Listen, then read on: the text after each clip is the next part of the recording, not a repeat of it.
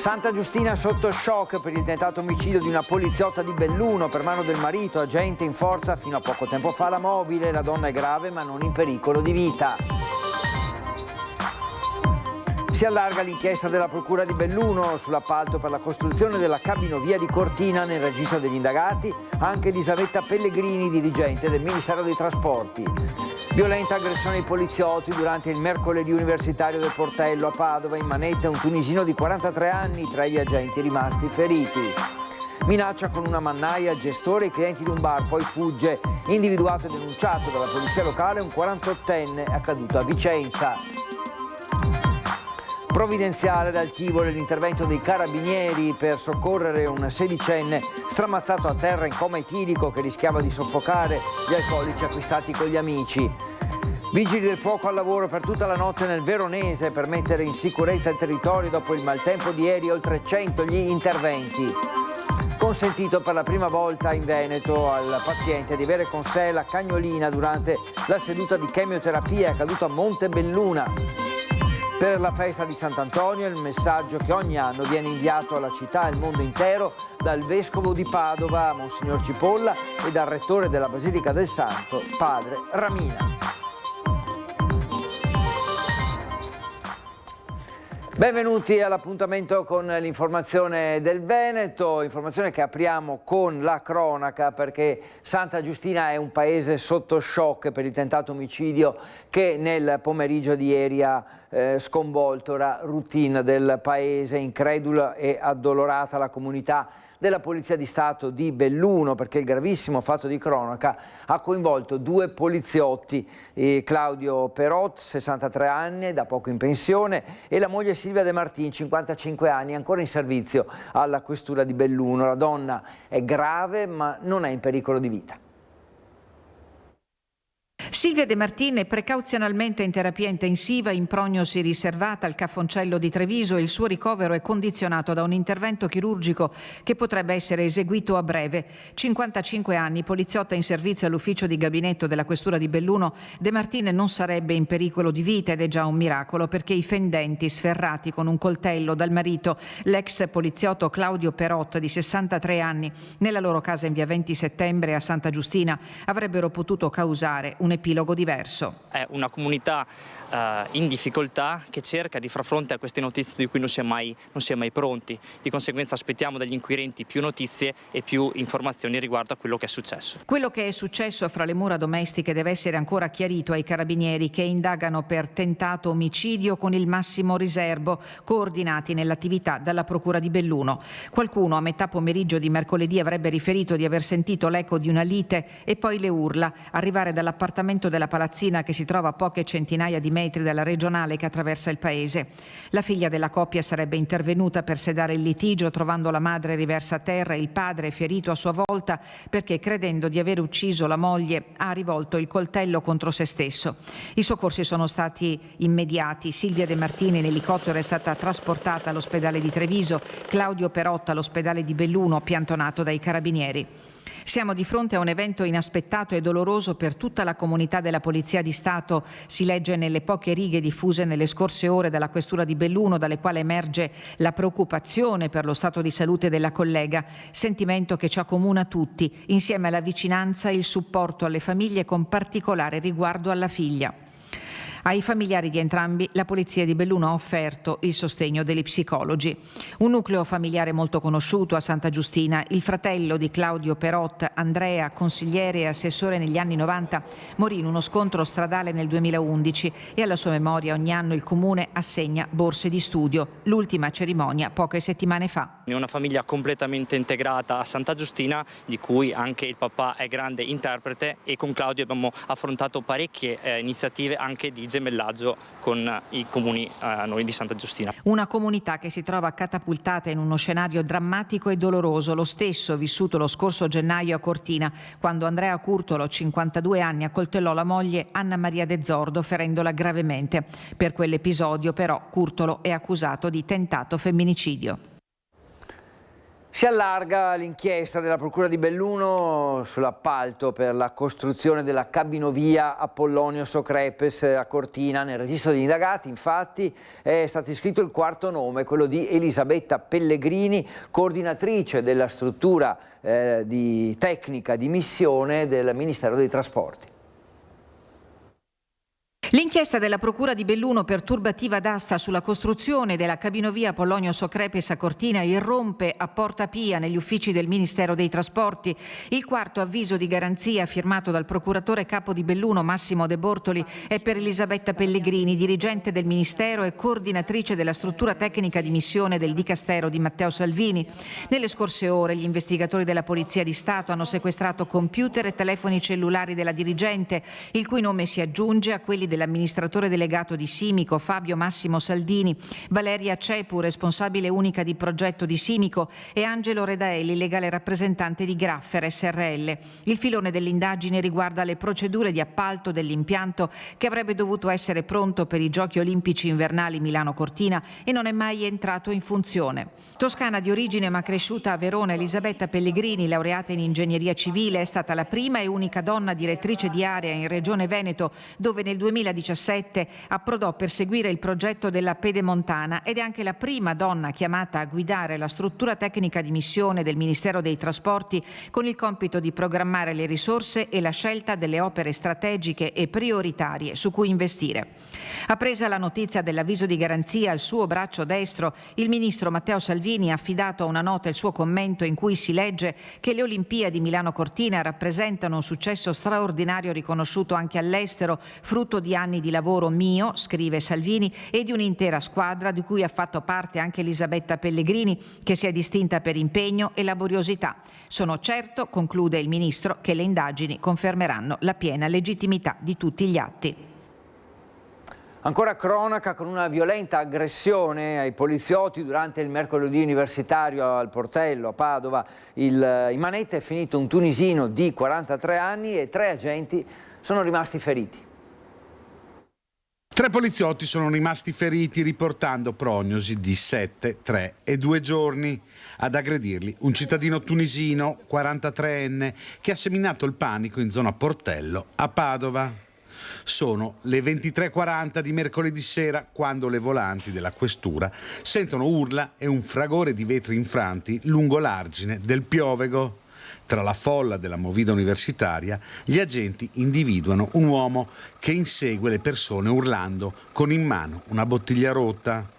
Pochi istanti prima l'uomo si sarebbe avvicinato senza motivo a un 20enne, lo avrebbe afferrato per la maglietta e gettato a terra. Il ragazzo è riuscito a divincolarsi, ma l'aggressore avrebbe poi colpito con uno schiaffo una ragazza presente sul posto.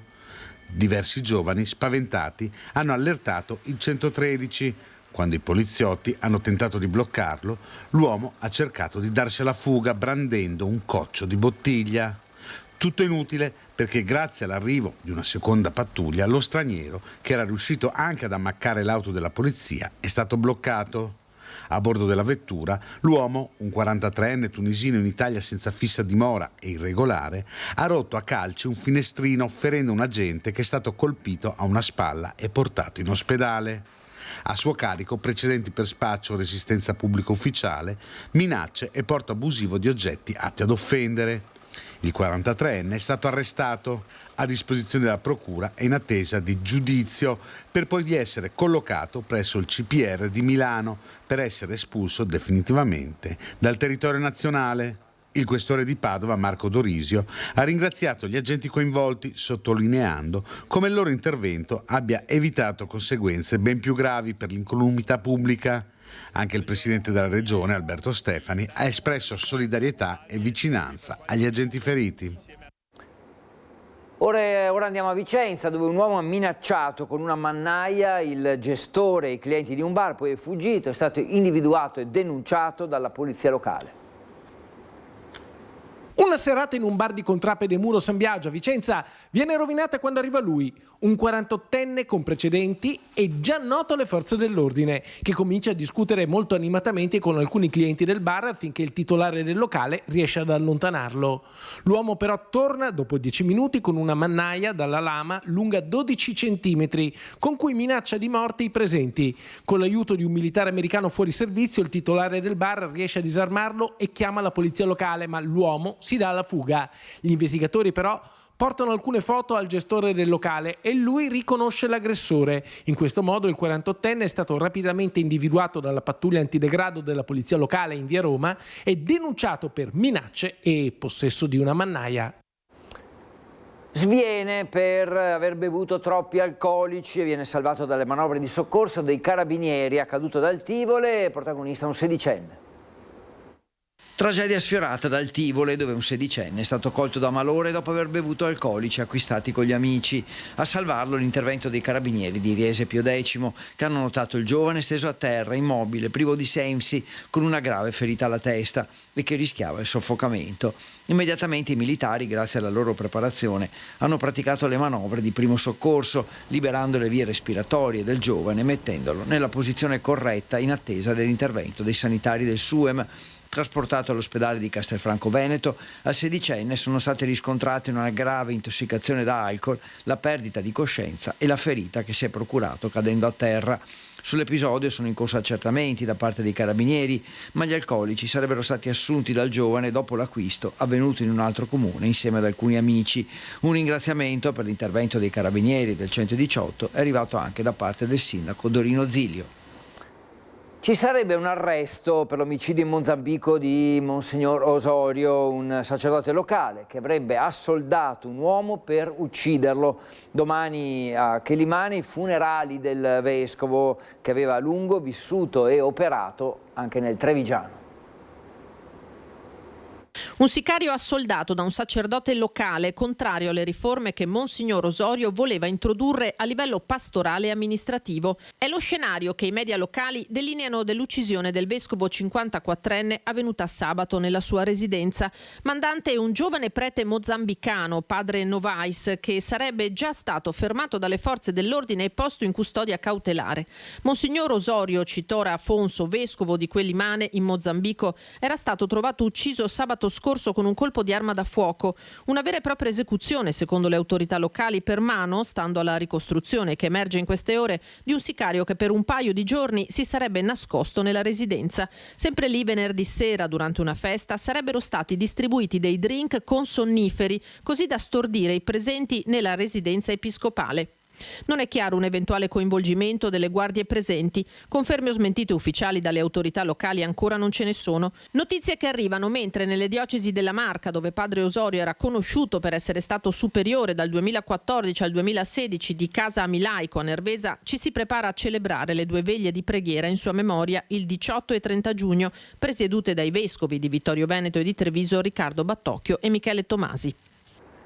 E sono proseguite per tutta la notte, anche per la giornata di oggi, le operazioni di messa in sicurezza del territorio da parte dei Vigili del Fuoco di Verona, che per le gravi conseguenze del maltempo che si è abbattuto ieri pomeriggio nella parte ovest della provincia hanno ricevuto oltre 100 chiamate.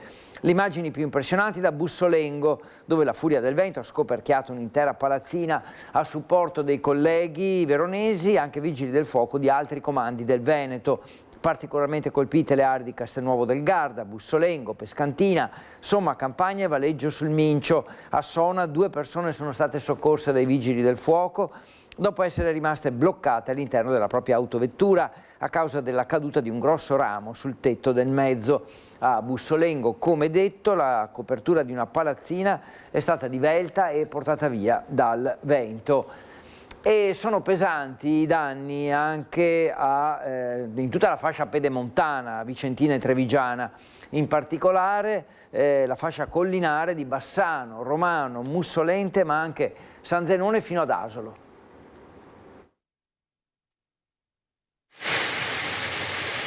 Il giorno dopo la violenta grandinata che si è abbattuta lungo tutta la fascia pedemontana vicentina e trevigiana da Breganze a Bassano, da Mussolente ad Asolo, è il momento della conta dei danni.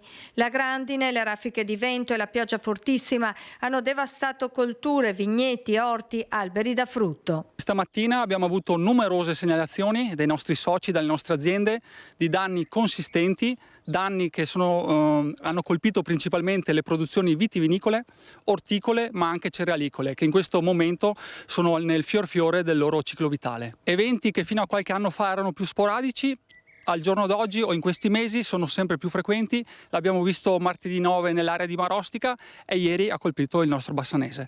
Mirko Gottardi, viticoltore di Bassano, ci racconta di un evento meteo mai visto prima. Il rumore sprigionato da questa velocità di avanzamento di queste nuvole era impressionante, io non avevo mai visto una cosa di questo tipo. Fortunatamente un po' legato all'inizio e un po' all'aspetto, al momento vegetativo che la pianta ha una folta chioma e non avevamo ancora cimato, ha fatto da cappello e ha riparato abbastanza contenendo i danni che abbiamo poi avuto. Mostriamo i danni su un grappolo d'uva, Gottardi. Sì, ecco, vediamo adesso cominciano già a imbrunire tutte le ammaccature, se sono singolarmente indirizzate al singolo acino lui andrà a cadere. Il problema più grosso potrebbe essere nel momento in cui viene intaccato il raspo, praticamente il conduttore della linfa per gli acini.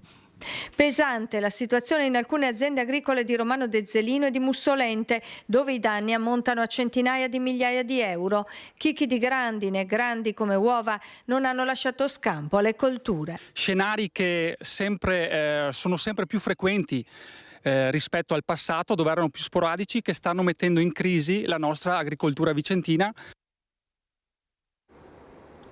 Ed ora la sanità, che da un punto di vista un po' diverso, perché per la prima volta in Veneto è stata consentito al paziente di avere con sé la sua cagnolina durante la seduta di chemioterapia. È accaduto a Montebelluna, dove Barbara ha avuto con sé la Labrador Joy. Grande mio amore!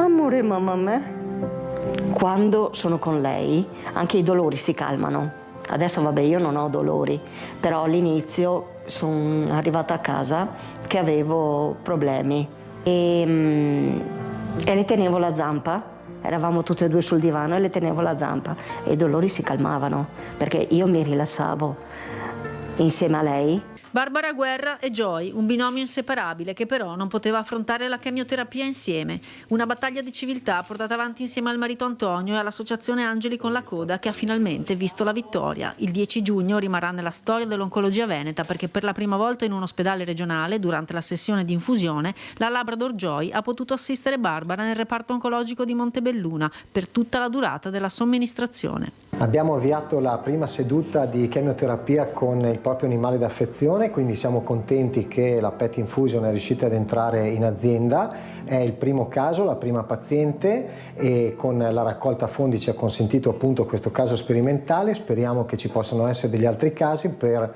andare incontro alle necessità dei nostri pazienti e di poter consentire a loro di raccogliere la terapia con il proprio animale d'affezione e quindi allietare una situazione sempre difficile per i nostri pazienti. La sperimentazione ha coinvolto la direzione medica, il day hospital, il risk management, il servizio aziendale per la prevenzione del rischio infettivo e il servizio di igiene urbana veterinaria. Insieme si è definita una procedura aziendale che disciplina l'accesso dell'animale in condizioni rigorosamente controllate e previamente autorizzate. Ma dietro a tanto lavoro il risultato è evidente. La felicità di Barbara, Joy e Antonio non è nemmeno descrivibile e per chi volesse donare la raccolta fondi continua. È una gioia, come dico sempre è una gioia, in tutti i sensi lei, veramente.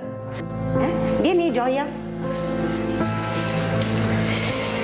Veramente, io mi ritengo molto fortunata perché in tutto il decorso della malattia sono stata assistita veramente, mi sentivo una principessa, si può dire. Mancava Joy, ma poi è arrivata anche la gioia. È abituata a vivere anche lei la malattia con me e di conseguenza siamo sempre insieme. Veneto sempre più anziano, nei prossimi 20 anni la quota di over 85 aumenterà di quasi il 50%, in aumento anche il disagio psichico. Il presidente Alberto Stefani rilancia su assistenti di quartiere e psicologi territoriali. Noi in Veneto nei prossimi 20 anni avremo un aumento di oltre il 45%, per la precisione il 49% di over 85 nel nostro territorio, e una diminuzione molto pesante da parte delle generazioni più giovani. Questo ci deve interrogare su che tipo di modello di società e di Veneto vogliamo costruire per il futuro. Sono numeri decisamente ineludibili, quelli che Alberto Stefani scandisce nel corso di un'intervista esclusiva a Rizzola Magazine, disponibile dalle prossime ore sui canali della Fondazione Rizzola Academy. Il trend demografico per il presidente della Regione Veneto è la base di ogni scelta pubblica. Dobbiamo aumentare i posti letto negli ospedali, nelle RSA, dobbiamo garantire un invecchiamento attivo anche tramite un'assistenza di quartiere e domiciliare che condivida più famiglie per la cura dei bisogni sociosanitari della persona. Stefani quindi, se da un lato rilancia la figura dell'assistente di quartiere soprattutto a supporto delle fasce più anziane, dall'altro ribadisce la necessità di dotarsi di più psicologi, e questo guardando al disagio crescente fra le nuove generazioni. È una scelta di campo per affrontare una tematica fondamentale del nostro territorio, che è il disagio psichico. C'è un disagio psicologico e psichico nel nostro territorio che deve essere affrontato anche attraverso gli strumenti della sanità territoriale. Noi vogliamo integrare queste figure dello psicologo territoriale all'interno delle 99 case di comunità, affiancandole ai medici di medicina generale. Di certo una società che cambia e che da qui al 2030 dovrà fare i conti anche con la carenza di circa 280.000 lavoratori. L'altra sfida, quella delle competenze, ma più in generale è l'approccio che va cambiato. La vera sfida in politica è trovare amministratori capaci di non inseguire il consenso del giorno dopo, ma di guardare i risultati che porterà nei prossimi decenni.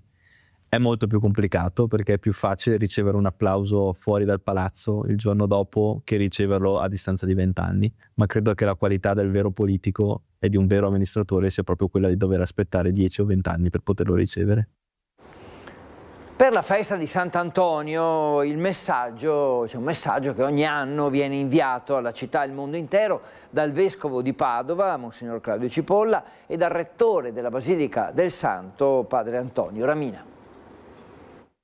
Sant'Antonio ci parla, interroga, attira a sé, e lo fa a cerchi concentrici dal luogo della sua sepoltura in basilica alla città di Padova, all'Italia, fino a raggiungere davvero tutti i paesi del mondo. Si apre una visione universale, il messaggio congiunto che in occasione del 13 giugno scrivono insieme il vescovo di Padova, Monsignor Claudio Cipolla, e il rettore della Basilica del Santo, Fra Antonio Ramina.